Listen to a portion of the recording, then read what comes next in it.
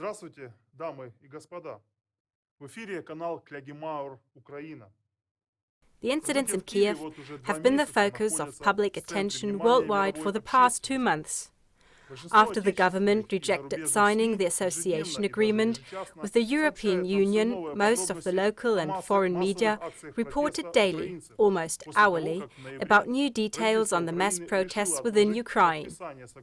The protesters at Independence Square demanded a reopening of negotiations concerning the European Union integration and the replacement of current government officials. The longer it went on, the more aggressive they became. Public buildings were stormed and destroyed. State buildings were blockaded and Molotov cocktails were used. The Ukrainian government used special police forces against the demonstrators as well as forces from the Department of Homeland Security. The tenser the situation became, the more persistent the claims from abroad against President Yanukovych became to give up resistance and to seek dialogue with the opposition.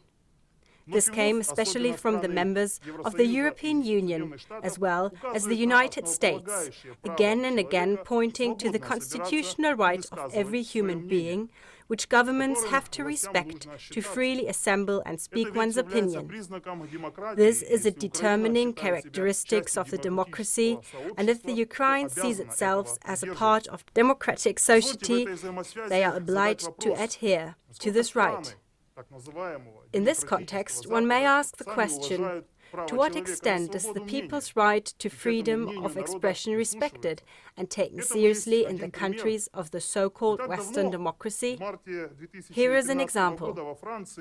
Not too long ago, in March 2013, there were mass protests in France against the legalization of same-sex marriages in the country.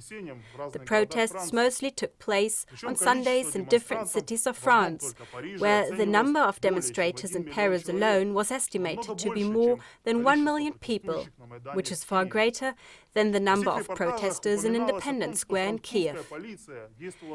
It was stated in all of the reports that the French police were acting brutally against the demonstrators. Although many families with children took part in the protests, batons and tear gas were used. According to eyewitnesses, the police did not care about children, women or elderly people. They hit and kicked at random. Through an iron hand and dictatorial means, the French government aggressively brought through a law which was important to them, despite the tangible protests of the people. No one was held accountable for the brutal acts. Instead, the organizer of the demonstration was held accountable by the Minister of the Interior. Are we not facing a double morality and standards here? On the one hand, human rights are praised as highest law by the European Union and the United States, while on the other hand, these rights are treated with disdain by the very same people if they oppose to the plans by the ruling elite. Klagemauer TV helps you to get an objective view on the incidents. We do not only have the right to know about the glamorous facade from the Western democracy, we also have the right to know about all the other sides which the media, for some reason, fails to report on. If this is of your interest, please pass on this information with a link to the website. Thanks for your attention. See you again here on Klagemauer TV.